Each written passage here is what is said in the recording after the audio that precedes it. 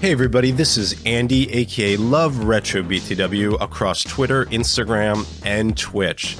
I do a podcast every Saturday called Cafe BTW, a morning gaming podcast, a retrospective look at the wonderful world of retro gaming, from interviews to guests. Join us every Saturday, like a Saturday morning cartoon, starting at 8 a.m., 11 a.m. Eastern. Also, if you're on Twitter, please join the brand new retro gaming community, a place to share, connect, and show your love for the retro gaming community. All the links are down below. And remember, enjoy the Gamers Week podcast.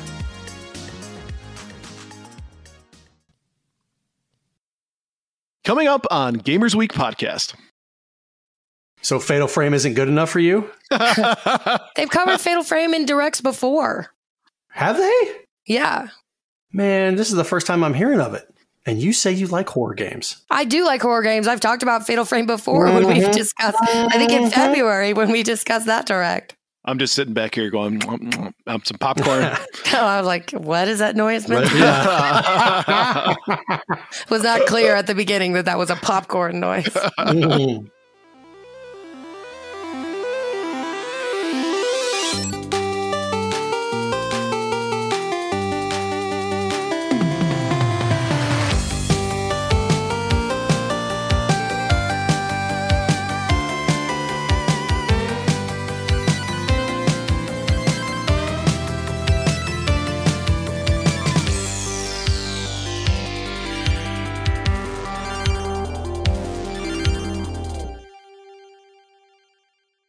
I don't sound any better than I did on Monday, unfortunately. No, you do not. That's a bummer. You sound the same. Yep. Maybe this is like a permanent thing. Don't joke about that. I may as well take up smoking then if this is how I'm going to sound forever. I'm going to call you Beatrice because Beatrice sounds like a lady smoking name. Like, hey, this is Beatrice. Oh, yes. Can you hand me my pack of Virginia Slims over there? Be a boy. They're the hundreds, the big ones. I only drink the hundreds. Smoke. What did I say? Drink. It's okay. I mean, if her voice sounds like that, she might be drinking it. We don't know. I'm pouring the rest of my beer in my glass, so that's probably why I said drink. All right, let's kick this off. Welcome to Gamers Week podcast. Like the name says, we analyze the best, worst, and weirdest headlines of the past week in the video game industry. Today is episode 39, Wednesday, September 14th, 2022. My name is Ryan, a.k.a. Retro Game Brews, a.k.a. Fruitcake, a.k.a. Professor Ryebread. I have many names, and they're all stupid. But I also have with me two fantastic hosts. First off is a man whose magic shows allow him to play the tuggiest of wars, Donnie G. Retro. Donnie, how you doing? Mama used to say... Mama said they take me anywhere. Of course, Mama used to beat me with a rubber hose. Never mind. I got to finish that. I'm doing well, Brian. How are you? I'm doing great.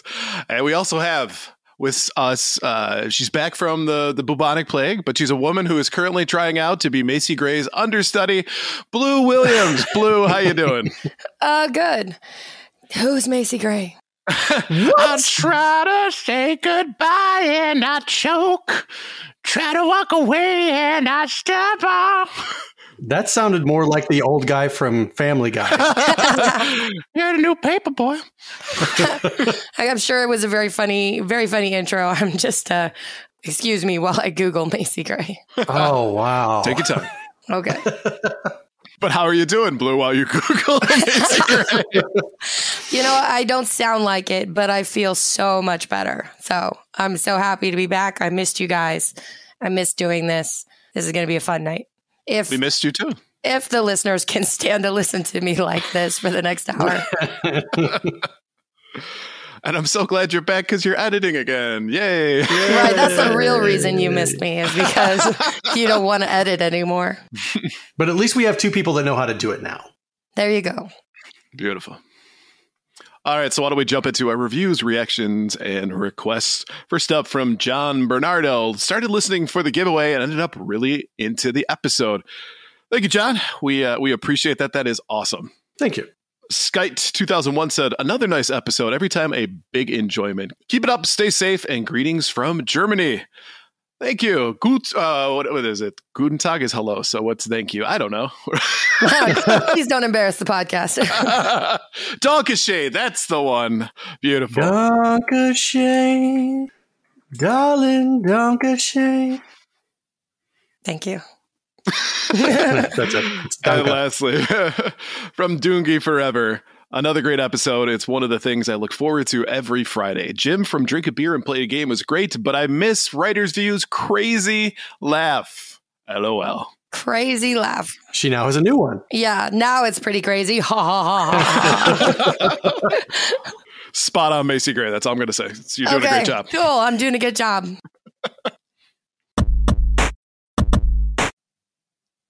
And now it's time for the very important poll. I figure I didn't have to try that hard to have a funny voice. I appreciate the effort. No, that took a lot. It did. I kind of hurt myself a little bit. A lot of effort on that one. Yep. Every Monday on Twitter, we post our VIP. That is our very important poll. And if you'd like to participate, follow us on Twitter at GamersWeekPC.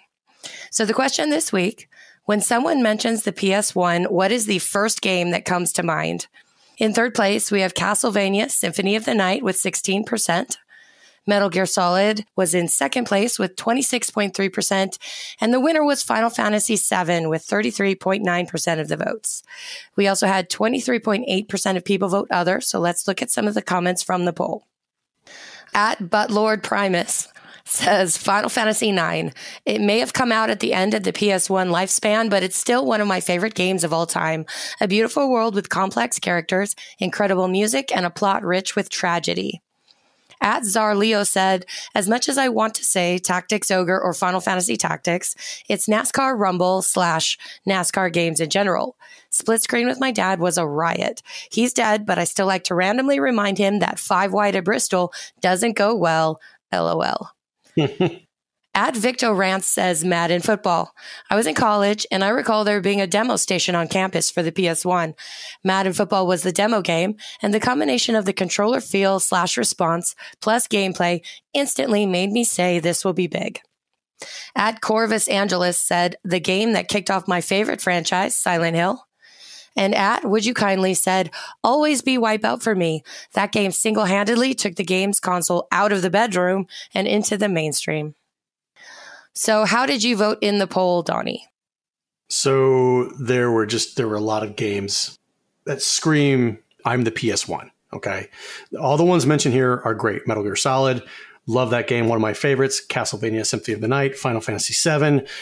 Even, the early Madden games and Silent Hill, all great games. But for me, it was a toss up between the original Tomb Raider. That was the very first game that I purchased. I was in Fort Lee, Virginia in 1996, just finishing up my AIT. And Donnie had a little bit of money in his bank account, and he decided he was going to go blow it all, almost all of it, on a PlayStation. So I was at this mall. It was one Sunday, like a couple days before we were supposed to go back home. And I walked into a Babbage's and I picked up a PS1. A PS1 with another controller and Tomb Raider. And I got it back to the barracks into my room and hooked it up. And it was I was like, wow, I finally have my PS1. It was Tomb Raider. And another one would be the original Resident Evil. There was actually 2 other games that I was going to say, and that was Tekken and Battle Arena Toshinden, because those were the 2 games I played on it first at a friend's house. But Tomb Raider will always hold a special place in my heart because that was the very first game that I owned for the PlayStation. Okay. What about you, Ryan? Final Fantasy VII, of course, was a game that it's near and dear to my heart. But honestly, when I first think of the PlayStation 1, the first game that comes to mind for me is Twisted Metal 2. And a lot of that has to do with just how much time me and my brother played that game. It's probably the best Twisted Metal, at least in my opinion. But, one of the things that made it so special is that it had the co-op option, right? So it wasn't just, one player or it wasn't two players playing against each other. You had to work together. And often it was me and Jim trying to figure out new tactics. We would find places that were, opportunities to hide, and we would work together. And that was what made it so much more fun than your average game where you're just competing against someone else. The music's fantastic. The gameplay elements are really, really tight and done well. I don't know if we ever beat it together, though. I want to say like the farthest we got was probably New York, which is, I think, it's probably 2 or 3 levels before the end. But still, we would turn that sucker on, at least once a week, it seemed like. And absolutely, absolutely love that game. Nice. Right on. Blue, what about you? So I never had a PS1. I was taking a break from gaming at that time around the PS1 N64 era. So I don't have a lot of, experience playing PS1 games. But when I would hear other people talk about their PS1s or when I would see commercials on TV, the 3 games that most tempted me to say I would like one of those were Castlevania Symphony of the Night, which was how I voted in the poll, and then also Silent Hill and Resident Evil. Because I love horror games. Those were the 3 for me that made me go, well, maybe I should see if I should get one of these. I never did, so I'm still catching up on that library. But those are the top 3 for sure. Excellent choices. All great classics. I'm surprised Symphony of the Night got 3rd place. I really am. That game is so well revered nowadays. People absolutely love it. It's the introduction to the Metroidvania genre. And man, the fact that it only got 60%, I was hugely surprised. That's just because it was up against Metal Gear Solid and Final Fantasy VII. True. Both of those are, classics as well. But right. Yeah. All right, let's take a look at our patron shoutouts. We couldn't do what we do without the help of our gorgeous patrons. Here are the generous folks supporting Gamers Week on Patreon. We have a new patron to announce.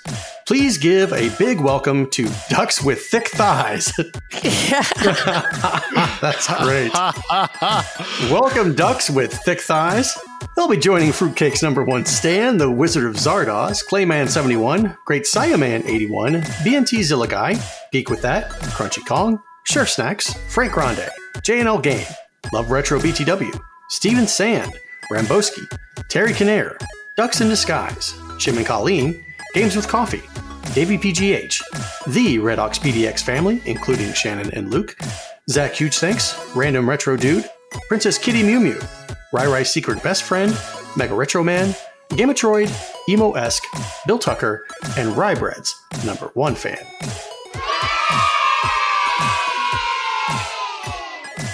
If you like what you hear today, and we really hope you do, please consider joining us on Patreon.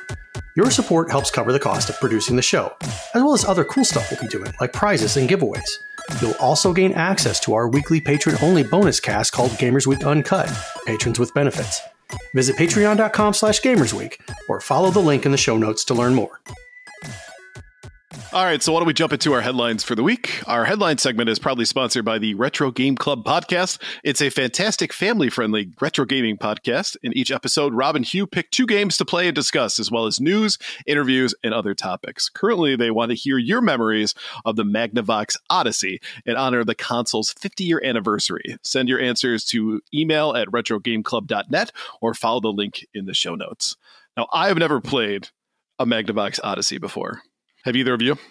No, we had a box for one at one point.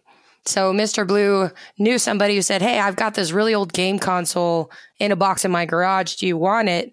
He's like, yeah, sure. So they bring out a Magnavox Odyssey box. And we're like, holy crap, look at that. So he brings it home and we open it up and it's actually an Atari 2600 inside.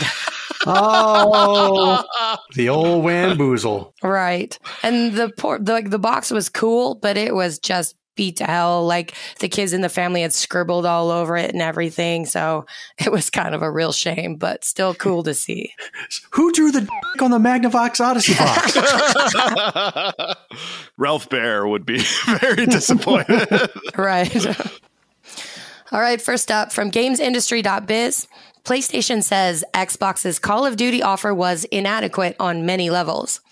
Microsoft has promised to keep Call of Duty on PlayStation for 3 years beyond the current agreement between Activision and Sony, says PlayStation CEO Jim Ryan.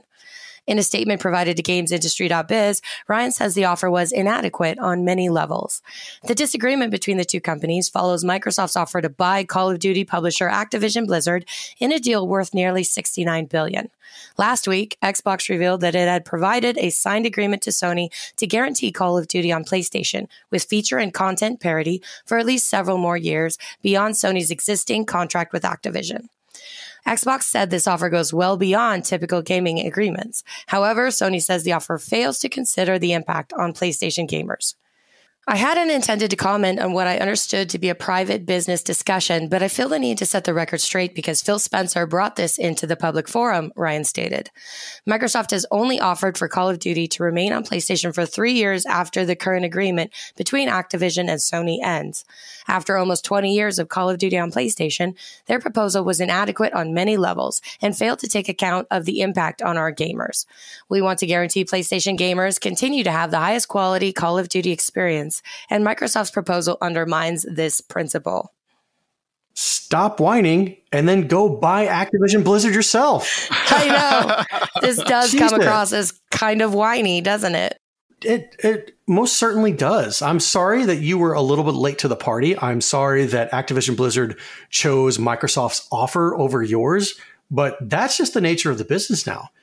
Microsoft has no obligation whatsoever to keep Call of Duty releasing on the PlayStation. None. Zero. Zilch. Right. The simple fact that they're giving you 3 years after your contract with Activision ends, I think it's a pretty good deal for them. Right. Do you think if things were reversed, if Sony had bought Call of Duty, would they be giving the same consideration to Microsoft, or would they just cut them off? Probably not. I kind of feel like they'd be cutting them off. I mean, they can say whatever they want to in hindsight, like, oh, no, we would totally respect the Microsoft gamer community and we would not take away right. Call of Duty from them. No, screw that. You're trying to resurrect the console wars of the 90s. Exactly. Where now you have certain games that are only on certain consoles. And what did we do back then? We were forced to buy the other console, plain and simple. Any release specifically for the Super Nintendo. Okay, Sega Genesis kids were like, I really want to play that. Mom, can you buy me my Super Nintendo now? That's how it went. And that's how it's going to be. Unfortunately, these consoles are astronomically more expensive than what they were back then. You know, and Sony has historically not played in the sandbox with everybody else. So there are many instances where Sony does not want to allow crossplay with a lot of their games, and they have, you know, specific exclusives that they do. It's almost like they're the kid that gets upset and plays in his own sandbox, right? He's like, I'm going to be over here with my toys. You guys are jerks. And then expects Microsoft to be welcoming to their gamers and to their IPs and stuff. It sounds a little backwards from what they've historically been doing. Right. I mean, I understand the fear, I guess, that there will be a mass exodus of Call of Duty players once it's no longer available on PlayStation. I can understand that fear, but you can either whine about it and try to endear yourself to Microsoft via whining, or you can figure out some way to get those gamers to stay with PlayStation, offer them something else that Xbox can't. Come up with your own Call of Duty game. I mean, let's be honest. Call of Duty is a great game, but it's a war game. Is it really that unique? Yeah, they've tried it with, I think, Medal of Honor. Medal of Honor was a great series prior to Call of Duty. I remember playing Medal of Honor back, I think like 1998, 1999, even 2000, playing it online, private servers with GameSpy and all that. And then it just went away as soon as Call of Duty came. And they were kind of the same because they were all set in World War II. But then once Call of Duty took on the whole modern warfare motif, it flew away. Medal of Honor, EA tried resurrecting Medal of Honor in the whole modern warfare setting. It just didn't do well. And I think it's because it was EA and they screwed it all up. But Yeah. I don't know if you can come up with another war game that can rival what Modern Warfare does. But what does it make it unique, though? What specifically about Call of Duty makes it that much better than what was offered up by EA?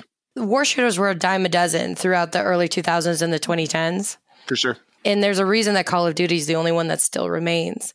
Like, Mr. Blue tried out so many of those other war shooters, and none of them could nail the gameplay to the same level that Call of Duty could. They were always slow, or they were clunky, or they were this or that. None of it was able to offer the same actual gameplay experience that Call of Duty did. And I guess maybe I'm ignorant to that because I didn't really get into war shooters. I remember my friends would play SOCOM back in the day, and Medal of Honor and Call of Duty. But Halo was also the big one as well, which I guess you could technically call that a war shooter. But first-person shooters aren't exactly like the hardest games I would imagine, at least, to program for. But I guess if Call of Duty has the right special sauce, if you will. Yeah. Giggity. It's got the nice set of herbs and spices. But you can at least try to create another one. It's we have to compare the risk reward. If we spend millions of dollars in development of this new IP, this new first-person shooter IP, and we want it to topple Warzone, and it doesn't, how much money are we realistically going to get back from this investment? But to that point, though, if you don't create a Call of Duty game and 3 years after it comes, or the 3 years elapses or what have you, then you're up, what creek without a paddle because you don't have a Call of Duty. So potentially there's a loss there for consoles that people are going to switch over. So it's damned if you do, damned if you don't. Exactly. All right, next up from Games Radar, Gargoyles is the next classic Disney game getting a remaster. In amongst the huge announcements this weekend comes confirmation that 90s platformer Gargoyles is getting the remaster treatment. Described as a fan favorite that's sure to have you screaming like a Viking yeeted by Goliath, the original game, a 2D Castlevania-esque action platformer, loosely followed the plot of the show and was released almost 30 years ago in 1995. It joins other classics like The Lion King and Aladdin in getting a remaster several decades after its original release. We don't have a release date, but a later press release confirmed that the classic 90s platformer will be coming to modern consoles and PC with updated visuals and controls. In other news, fresh from D23, the heavily rumored Iron Man game may not have made an appearance, but industry insider Jeff Grubb reckons it's still on the way. And did you catch the news that a brand new 2D cooperative adventure Mickey Mouse platformer is on the way exclusively to Nintendo Switch, Disney Illusion Island? Though based on a canceled project from 2016, Disney said that whilst it wasn't exactly the same game, it was being developed by the same studio, Whilst. The same studio, Diala, and will feature the same characters. I don't know. Good enough. So yesterday was the first time that I think I knew that a Gargoyles game existed. And I only knew of this because somebody in my area was selling a Sega Genesis with about 8 games, and one of them was Gargoyles. And I was like, I didn't know they made a Gargoyles. And today we have the announcement that it's getting a remaster. So, yeah, I never played this back in 95. I was too busy playing Aladdin and Lion King. But if it's the Castlevania-esque action platformer, that sounds fun. I might give it a try. Yeah, if it's on the same par as like Aladdin and Lion King, sure. Yeah, but I think the fact that you don't hear about it, we're pretty, in the retro gaming scene, and neither of us knew it existed, so I'm not sure that's a great sign. Well, you call yourself a retro gamer? You didn't know this one existed? Oh my God. Like, I remember the show pretty vividly. I don't remember them ever coming out with a game, though, for it. See, this is what I'm saying. We haven't heard of this game. That's not a great sign. And, Disney has so many IPs that they could be coming out with for games. And they're like, you know what? There's a guy in our office that just cannot stop talking about Gargoyles. So you know what? Let's shut him up. Yeah, let's shut him up for a little bit and let's remaster Gargoyles. The kids will love it. Right.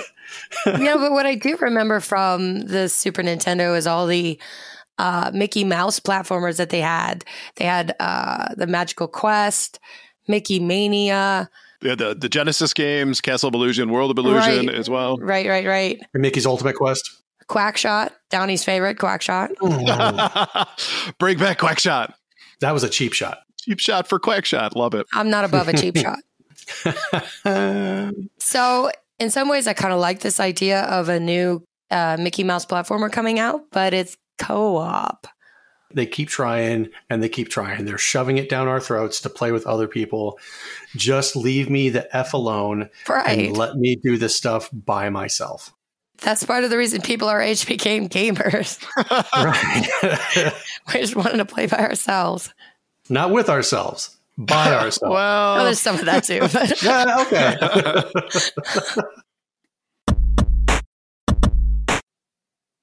All right, from Nintendo Life, random. Billy Mitchell claims doctor won't see him due to the Donkey Kong cheating accusations. By this point, you've heard of Donkey Kong.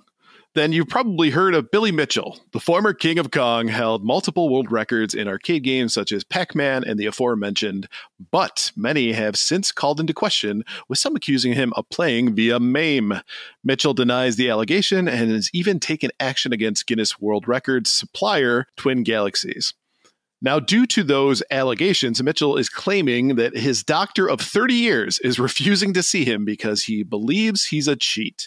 In a testimony shared on Perfect Pac-Man, this rather unusual claim states, after Twin Galaxies' defamatory statements on April 12, 2019, one of responding party's doctors, by the way, this is like legalese and responding party, that's Billy Mitchell.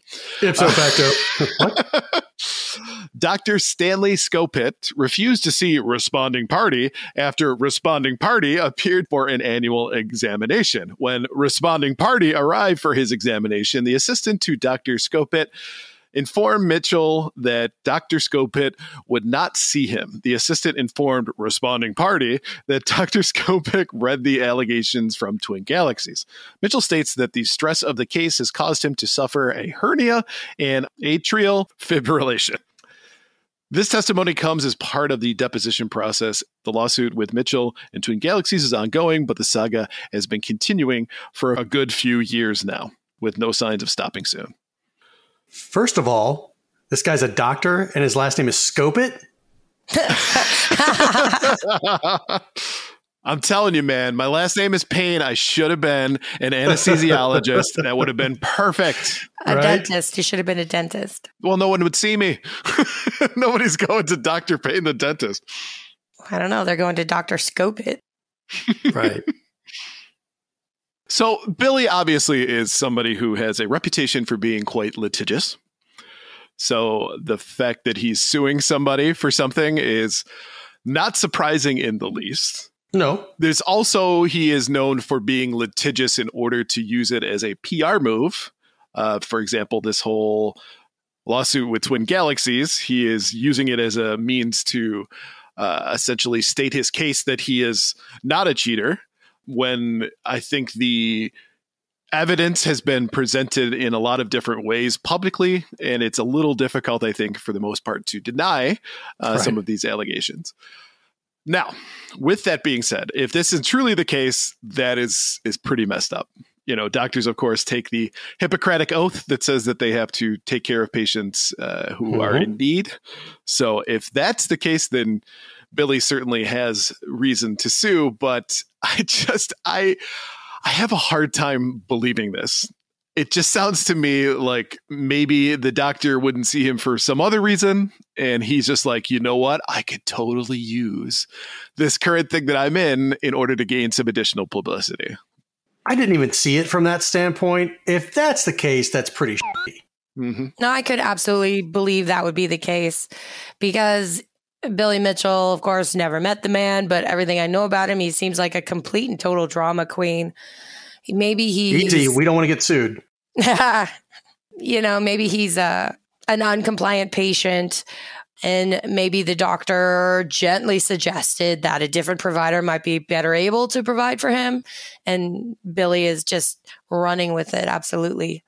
And like you were saying, Ryan, the Hippocratic Oath, they're supposed to be taking care of people. And I can't see something like this coming in the way. Like, oh, you cheated at one of my favorite video games. I'm going to refuse to see you and treat you. That sounds like a load of bullshit. It really does. And he's been accused for this for decades almost of cheating. Right. So you're telling me that this guy just found out now that Billy Mitchell is a cheater? He's a little bit behind on the times. When was he originally accused of cheating? Oh, geez. When did the King of Kong come out? Because it was right after that, wasn't it? Yep.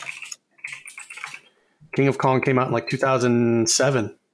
So this guy is a big enough fan of Billy Mitchell that he would be so offended that he cheated, or Twin Galaxies said he cheated, that he would stop seeing him as a patient, but not such a big fan that he would go see King of Kong. That's what Billy is purporting. Yes. Okay. Again, if it's true, messed up, very messed up, and I apologize, Billy, if that is 100% the case. But we're not buying it. Yeah, I'm not buying it. I'm really not. Yeah, you've cried wolf a few too many times there, Billy. All right, so why don't we jump into our top 3 new releases? All right, first up is Metal Hellsinger, out on PS5, Xbox Series X and S, and PC. Slay to the rhythm of metal and vengeance on an infernal journey through the 8 hells. Metal Hellsinger is a rhythm FPS bursting with demons, badass weapons, and heavy metal music. Wayward Strand is out on PS5, Xbox Series X and S, PS4, Xbox One, Switch, and PC. Wayward Strand is a heartfelt story told in a curious way. Hop aboard an airborne hospital and meet its fully voiced cast of eclectic characters. As time passes for everyone on board, explore the interwoven lives of the patients and staff. Discover something new on each and every playthrough. And finally, Return to Monkey Island, out on the Switch and PC.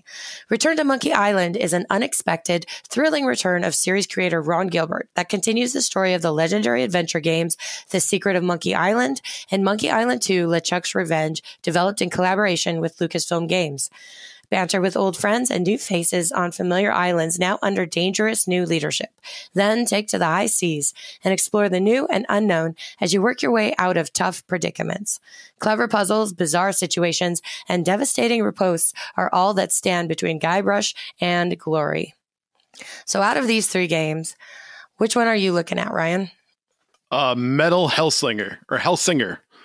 I saw I don't remember specifically which con or expo that they had where they debuted this game, but it looks pretty freaking cool. I'm not like big into rhythm games, but what a unique way to flip rhythm games on their head, turn it into a first person shooter with metal music. Sign me the heck up. And it's funny because I'm picking that over Return to Monkey Island, which I do like already, but this kind of game, I'm ready to try something new. And I think Metal Hellsinger is right up my alley because I love metal music. I love killing stuff, and now you can kill stuff with metal music. So, best day ever. I love killing stuff. Wait a second. What? I love killing sprites on the TV. Is that better? There you go. That's a lot better. Although it's too late, somebody could totally take it out of context already. Yep. It has been recorded. I'm going to be at like a murder trial, and they'll be like, Mr. Payne, did you say this? That's not what I meant. No. There's more context, I swear. What about you, Donnie? I have a love-hate relationship with Monkey Island. I like the series. I like how funny it is. I like how challenging it is, but also I hate how challenging it is because it's so weird and eclectic. The headspace that you have to be in, it's like you have to be under the influence of DMT and THC at the same time to appreciate the weirdness of this game. Like one of the things that still blows my mind is like you had to feed this plant ipecac to make it throw up. Who the hell knows what ipecac is? That's the weird part. Not that you're feeding to a plant to make a plant throw up. Exactly. It's like, who the hell knows what this stuff is? Don't get me wrong. The game is fun, but it's because of that little niche thing right there that makes me want to steer clear of Return to Monkey Island. I'm probably going to get it at some point or play it, but I'm with Ryan on this one. Metal Hellsinger looks fun.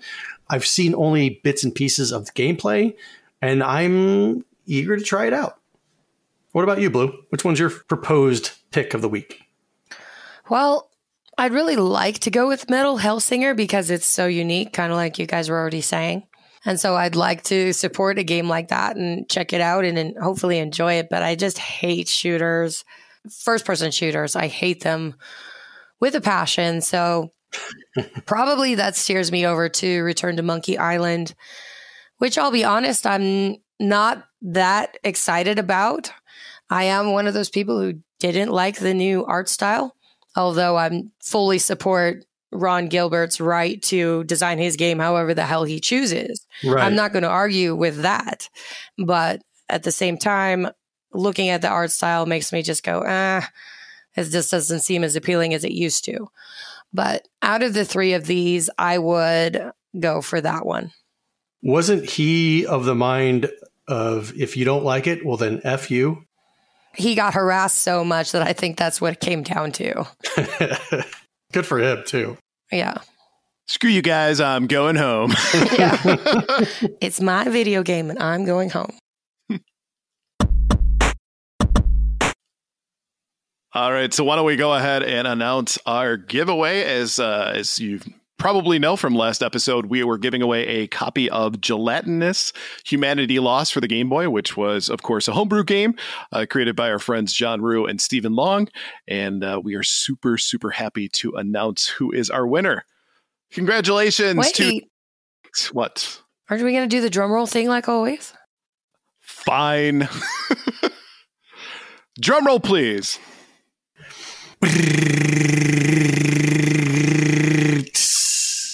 Congratulations to Nick Hoyt from I Fight Dragons 21. You will be receiving a brand new copy of Gelatinous Humanity Lost. We will be reaching out to you here on Saturday, but we hope that you enjoy the game, and congratulations, and thanks to everybody who submitted an entry. You guys are all awesome. All right, so why don't we jump into our main topic for the week? This past Tuesday brought us both a Nintendo Direct and Sony State of Play, so let's cover the highlights from both showcases. From Nintendo Life, everything announced in the September 2022 Nintendo Direct. Another Nintendo Direct has graced the internet, bringing with it a host of awesome announcements and updates. Clocking in at 40 minutes in length, we've got a hunch there was probably something for everybody here, regardless of what kind of games you're into. Not much murky space horror, though. Nintendo and Intelligent System announced a brand new Fire Emblem mainline game, Fire Emblem Engage. New game seems to bring old favorites together with some new characters and a protagonist with curiously colored hair. Plus, the game is out pretty darn soon, January 20th, 2023. You'll also be able to pre-order a Divine Edition, which features a steelbook and an art book ahead of the game's 20th January launch. Gamers can step into the oversized shoes of one of Nickelodeon's most beloved heroes in SpongeBob SquarePants, The Cosmic Shake. Coming to a variety of consoles in 2023, designed by Battle for Bikini Bottom Rehydrated developer Purple Lamp Studios and published by THQ Nordic. The game is considered a spiritual successor to Rehydrated, but will feature an all-new story starring SpongeBob and his friends. Ah! Oh my God. Who lives in a pineapple under the sea? SpongeBob SquarePants! Absorbent and yellow and porous is he. SpongeBob SquarePants. Wow. Had to do it. Sorry. Okay. Fitness boxing developer Imagineer has revealed its new Switch game, Fitness Boxing Fist of the North Star. Yes, it's crossing over with the popular manga and anime series Fist of the North Star. You can look forward to getting your hands on this unique fitness experience in March 2023. You might recall that Front Mission First and Front Mission 2 remakes were confirmed during the Nintendo Direct presentation in February. Now, publisher Forever Entertainment has showcased more footage for both titles and confirmed that yes, a third remake is also on the way. Front Mission First will launch on Switch this coming November, while Front Mission 2 is due sometime in 2023. Front Mission 3, meanwhile, is due at some point. And by the way, that wasn't Blue pausing. That's exactly... That is how it is written. The Nintendo Direct Showcase has just confirmed that the next Splatoon 3 Splatfest is coming September 23 through 25th. The theme for this one is slightly more unusual than those we have seen before, with you having to choose what you would bring to a deserted island: gear, grub, or fun. The announcement also confirmed that more updates will be coming soon, so keep your eyes peeled for more stages, stories, and more. Nintendo has officially announced Octopath Traveler 2, a brand new follow-up to Square Enix's 2018 hit retro-style RPG. Path actions for each of the new 8 characters will change depending on the time of day, with all base jobs reminiscent of the game's initial 8. The sequel launches in 2023. Nintendo has announced a new batch of Nintendo 64 games will be coming to the expansion pack tier of its Nintendo Switch Online subscription service. Pilot Wayne 64, Mario Party, and Mario Party 2 will launch in 2022, while Mario Party 3, Pokemon Stadium 2, 1080 Snowboarding, and Excitebike 64 will launch in 2023. Nintendo has confirmed that GoldenEye 007, Rare's seminal N64 first-person shooter, which has never officially been released on any other console, is coming soon. The direct announce was light on specifics, with no release date given, but online play has been confirmed. Squee! It feels like Wave 2 for Mario Kart 8 Deluxe's DLC Pass only just launched, but we're already looking ahead to Wave 3. Nintendo confirmed that 8 more courses will be arriving at the start line this holiday season.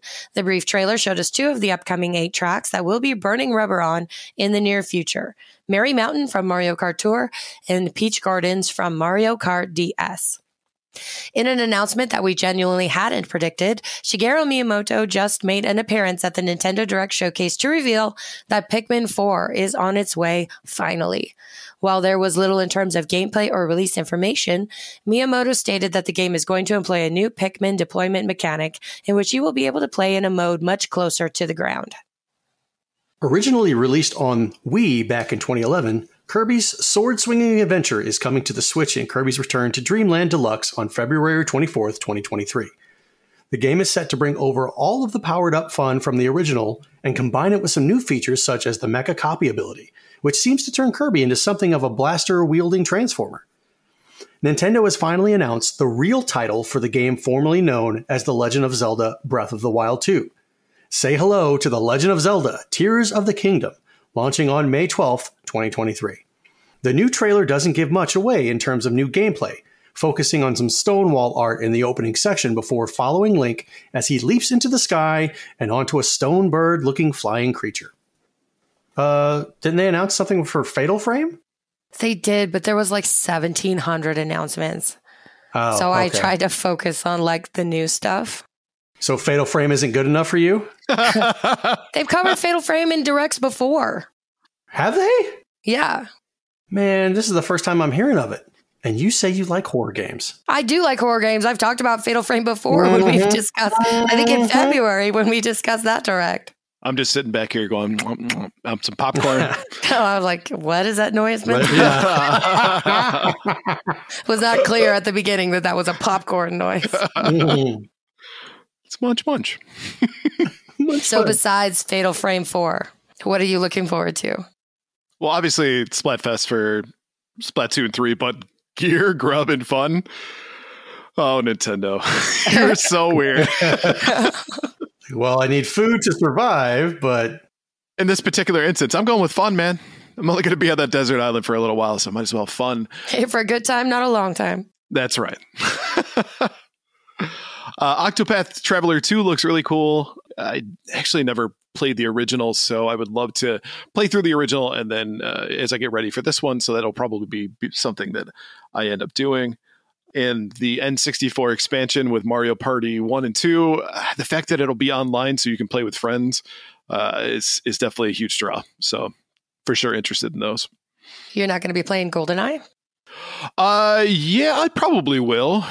Considering I'm probably going to pick up that Hori N64 controller that they've got that's compatible with the Switch. My biggest gripes with GoldenEye really have to do with how it runs on the N64. So I would imagine if they're going to release this stuff, and obviously if it was something that they were just going to do a straight up re-release, it would have gone on the N64 expansion pack. So chances are, so it's just going to be a straight up re-release. Yeah, that's actually when I've seen people online complaining about it. They're complaining that it's just a straight port with no polish or anything. I was under the impression added. that they were going to change just some basic polish to That's the what game. they are doing. They are polishing it. I've seen a preview of it, and I've seen the levels are they look much smoother, a lot clearer. If that's the case, if they've polished it up and whatnot, I'd love to play this game. I'd love to get reacquainted with it, and especially with newer controls. Sure. The aiming convention on GoldenEye is so rough compared to what I've experienced in the future and moving forward. I would love for them to clean it up and make it more like a modern first-person shooter. That would be much, much better. I think they would have to do that. So this is according to IGN. As revealed by 007.com, there are 2 versions of GoldenEye, despite being announced at the same time, and they will not include the same features. The Nintendo version appears to be staying relatively similar to the original, but with the addition of online multiplayer. And this will be added as a standard N64 game to the Switch Online library. The Xbox version, on the other hand, will be a remastered version. So that's where the confusion is coming from. Got it. With improved graphics, but no online play. Oh, come on. That's a little, that's man, this is, you can't have your cake and eat it too, right? Nope, you get to pick one. Or you get to buy both of them. Yeah, or that. But yeah, the Switch One is just a straight port. Come on, guys, do better than this. So no, I'm not doing GoldenEye. Jesus, come on, give us more than this. Microsoft's choice of remastering it and making it look very beautiful, sure. But the whole thing about that game was the multiplayer, playing against other people. Right. I mean, you could still do the local multiplayer. Because I have so many friends. Right. I don't want you people coming over to my house.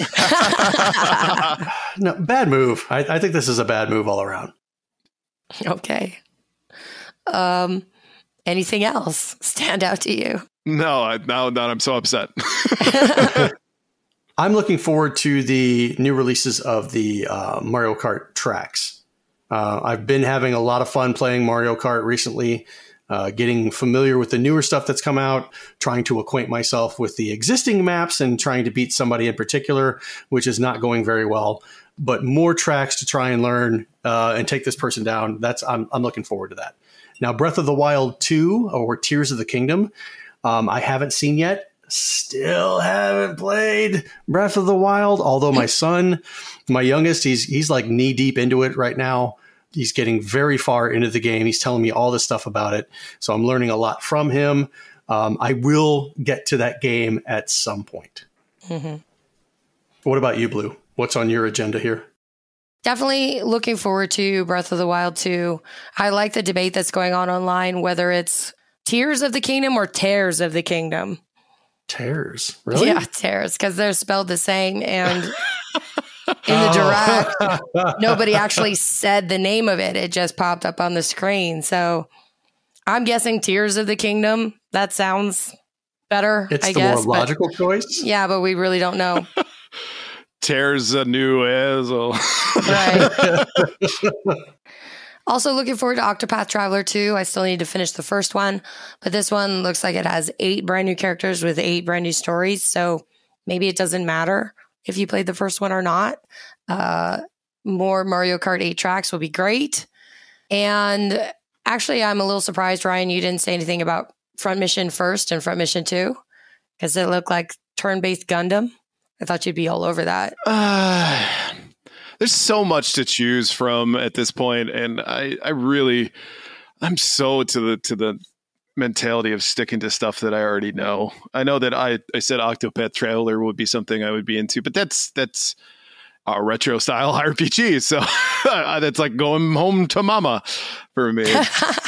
So yeah, would I check it out? Absolutely. It's just priorities right now.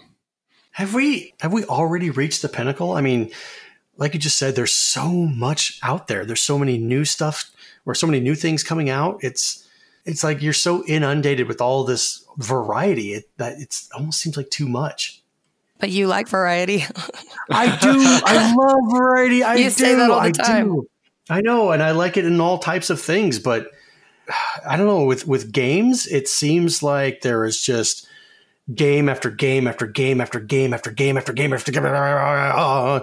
And now you just got this bit, you're like Scrooge McDuck swimming in a big vault of games, and you're like, none of these games I've played, but they're all, some might be great, some might be total pieces of crap.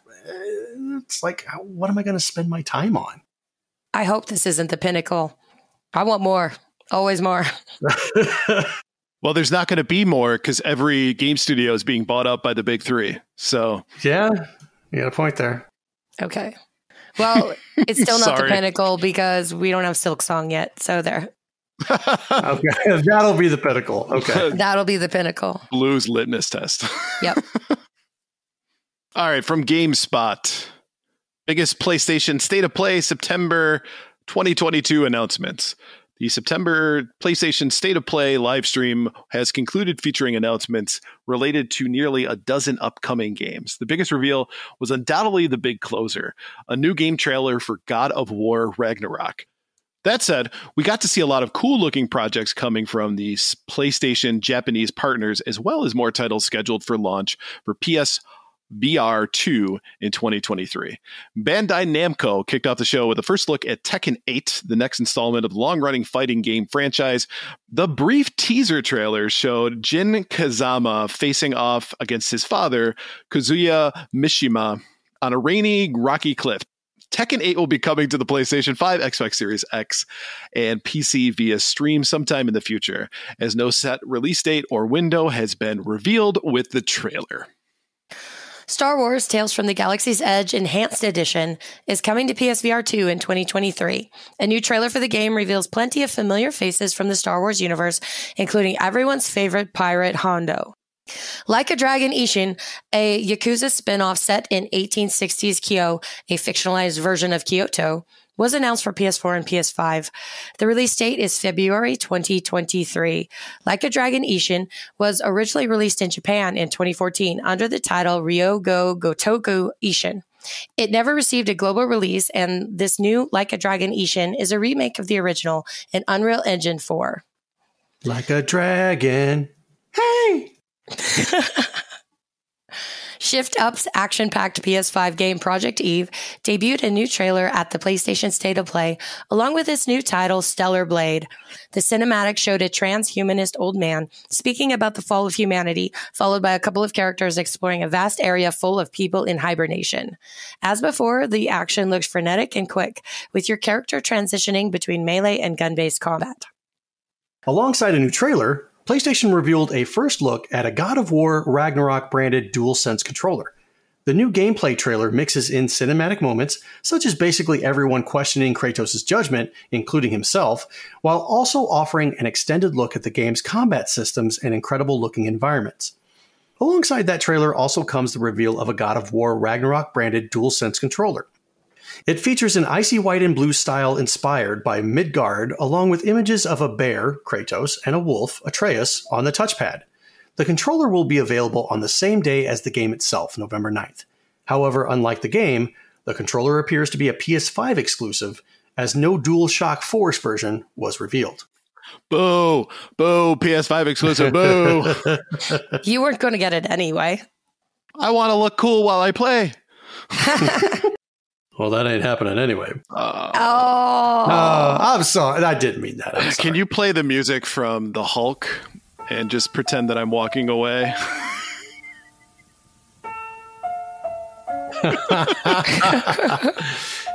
So, Blue, what are you most excited for, being the PS5 owner of the group? Well, God of War Ragnarok looks amazing. Can't wait for that one. But actually, the one that I was really surprised about was Tekken 8. I'm not good at Tekken. I suck at it, but I still love it.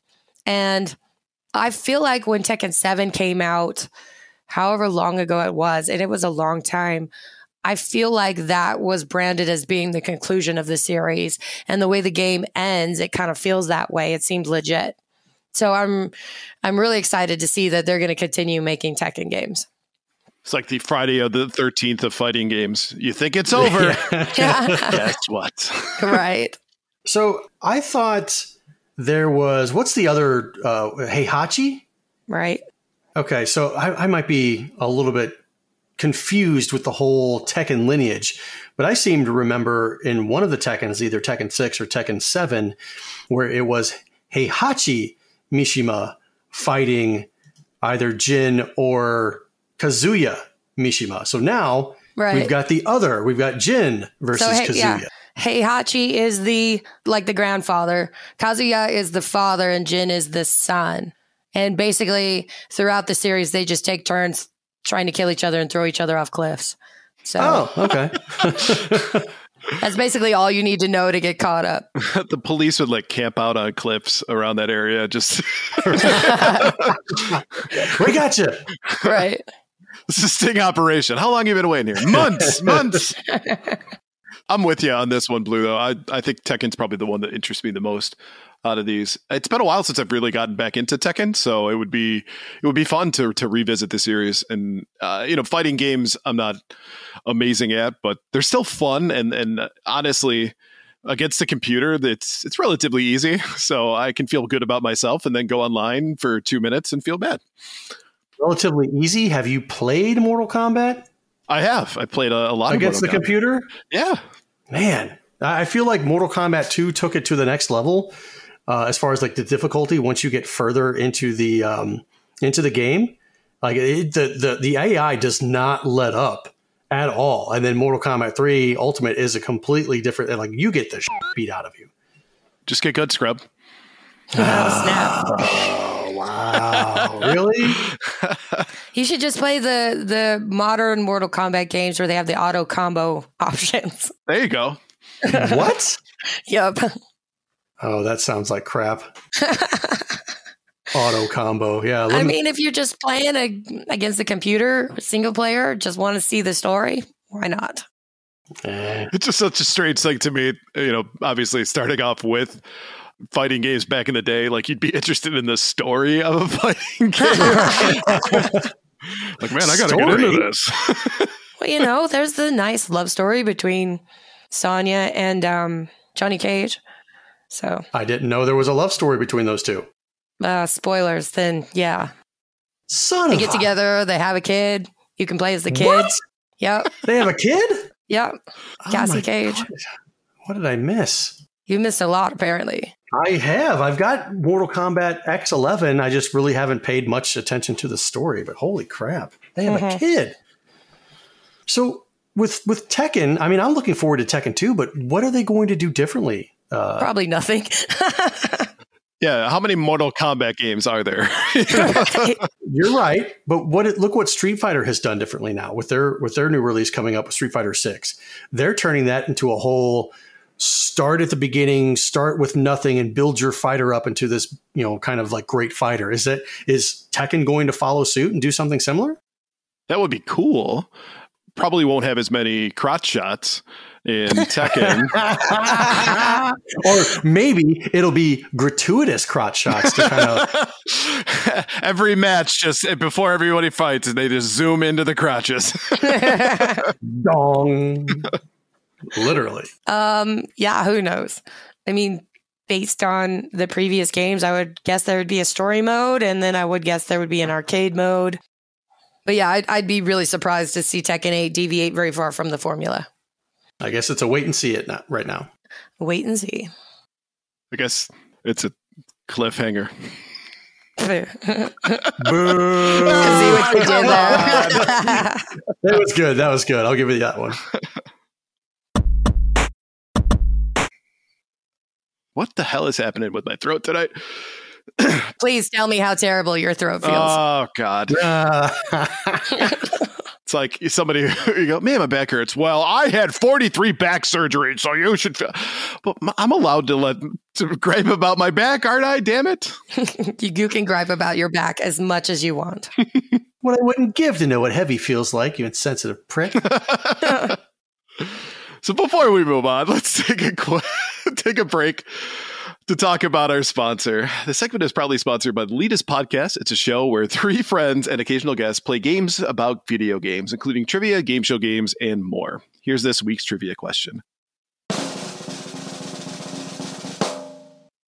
Most of the Koopalings from the Super Mario games are named after famous musicians: Ludwig, Iggy, Wendy-O, the list goes on. It's not just the Koopalings, though. For example, there's a recurring mini-boss in Super Mario World named for a Emmy-winning musician. Guess which one? Tune into the Elitist Podcast this Wednesday to hear the answer. You can find the Elitist on your favorite podcast platforms, and we'll also have their links in the show notes. I actually don't know this one. I forgot to respond to Tim because I had so much stuff going on. So I actually don't know the answer. The interesting little bit of tidbit that I do know is that in the Koopalings, there is, I think, only one who isn't named after a musician, and that's Morton Koopa Jr., which was named after was Robert Morton Jr., who was a talk show host. Morton Downey Jr. Morton Downey Jr. That's it. I'm sorry. You're right.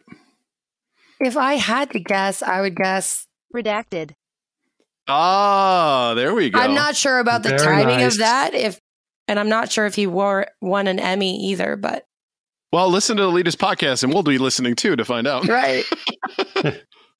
Redacted. Redacted, yeah. Good guess by me. Miss Scusi.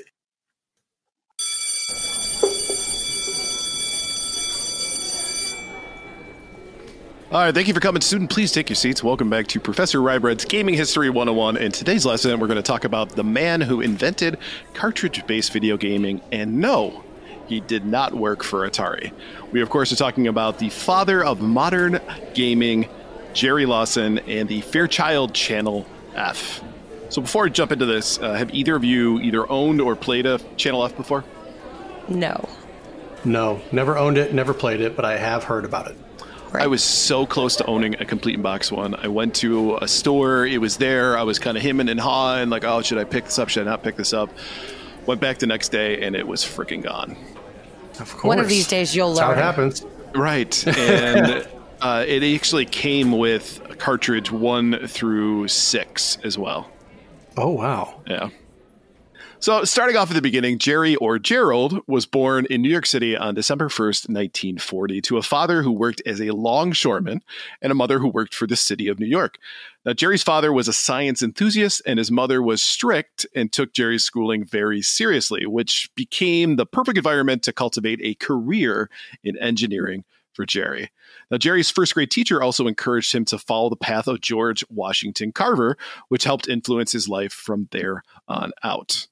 Jerry would tinker with electronics almost daily, which led to him creating his own radio station at 13 years old, which is why we at Gamers Week really like Jerry. He was a video gamer and an amateur podcaster.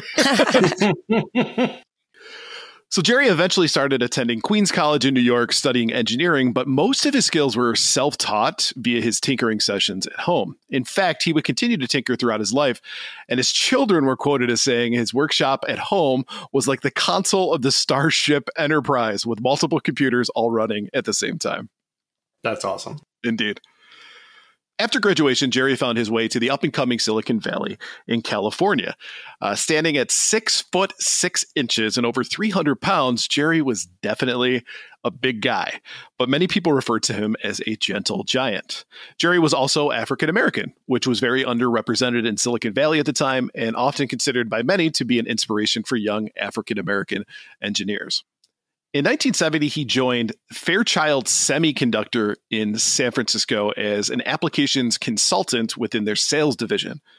While there, he also created an early coin-op arcade game called Demolition Derby in his garage, completing it in early 1975 using Fairchild's new F8 microprocessor.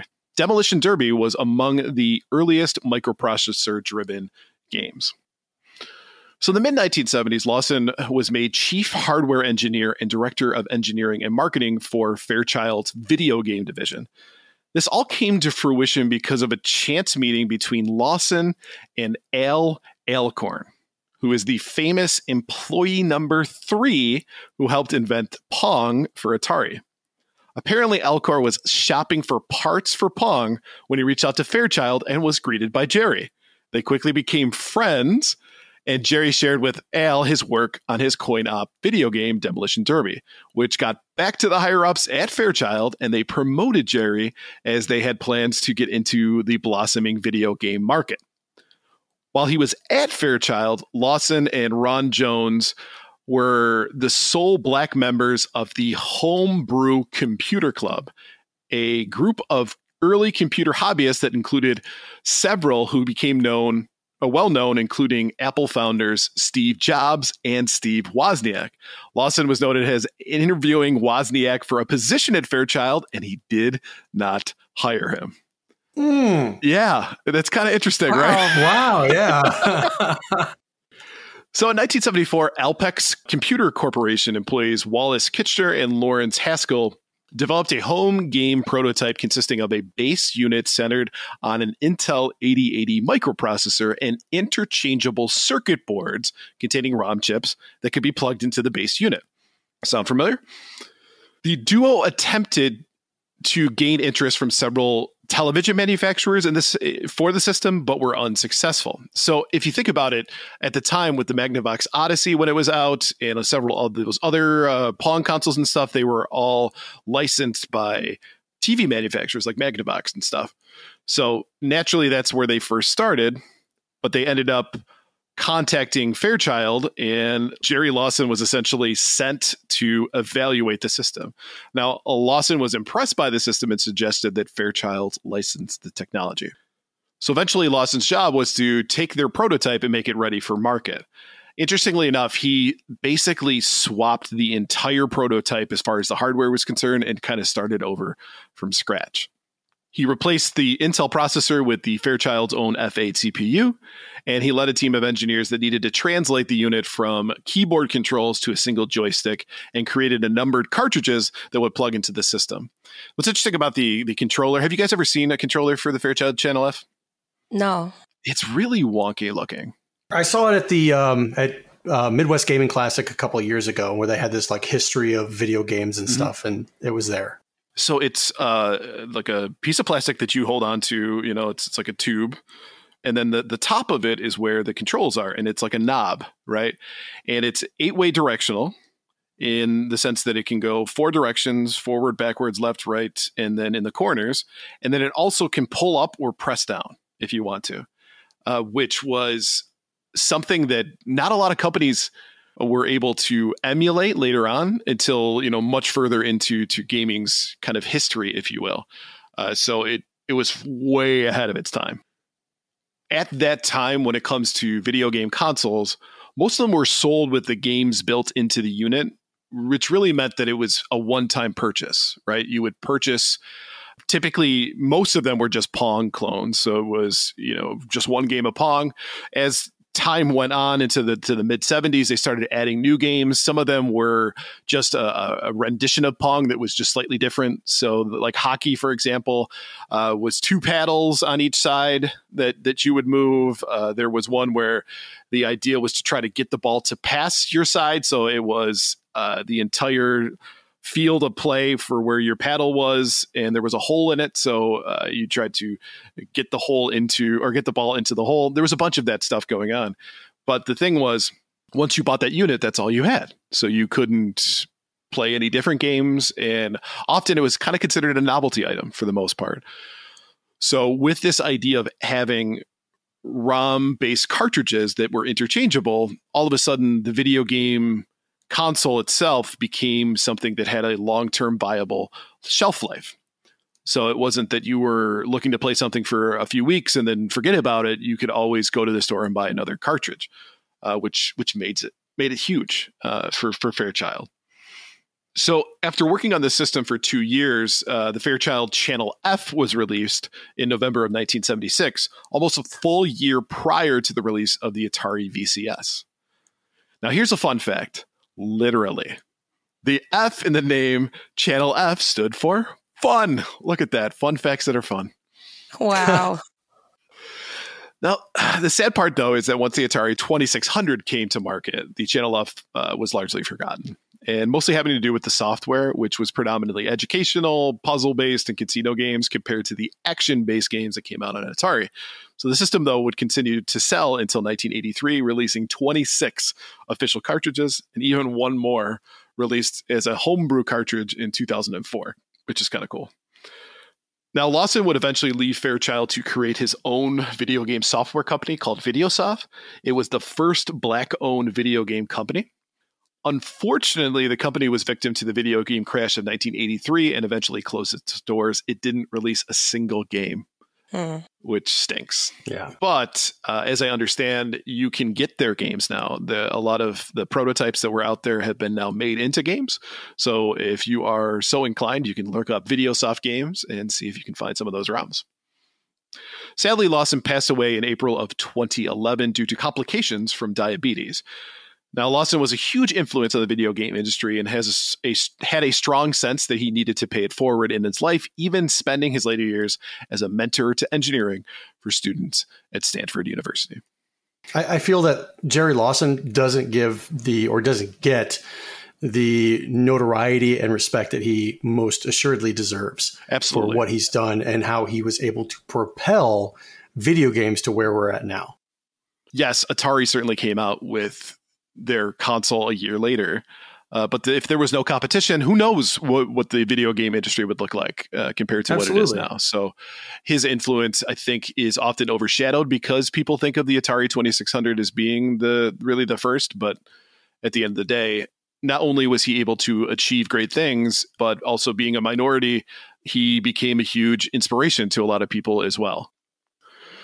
So to kind of wrap things up, Lawson's influence on the industry, again, cannot be understated, but his work allowed the video game industry to be a viable long-term product that we all enjoy today. He was and continues to be an inspiration in America as well as around the world.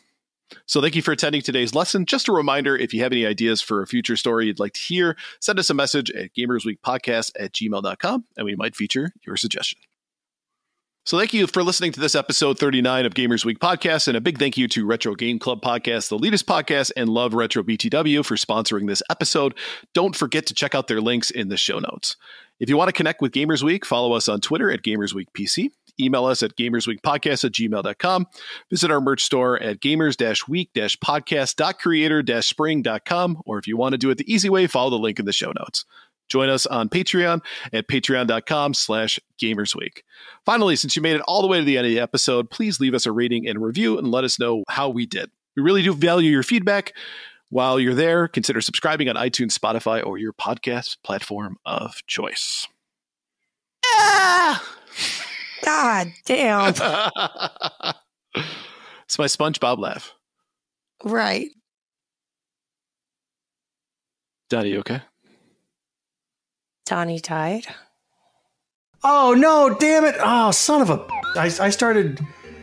I was doing SpongeBob voice. Oh, we missed all your SpongeBob voice. You did. I was like, oh, Squidward. I thought you guys were laughing, but you weren't. I'll just go now. Could play the Hulk music again. Good night, everybody. Yeah, good night.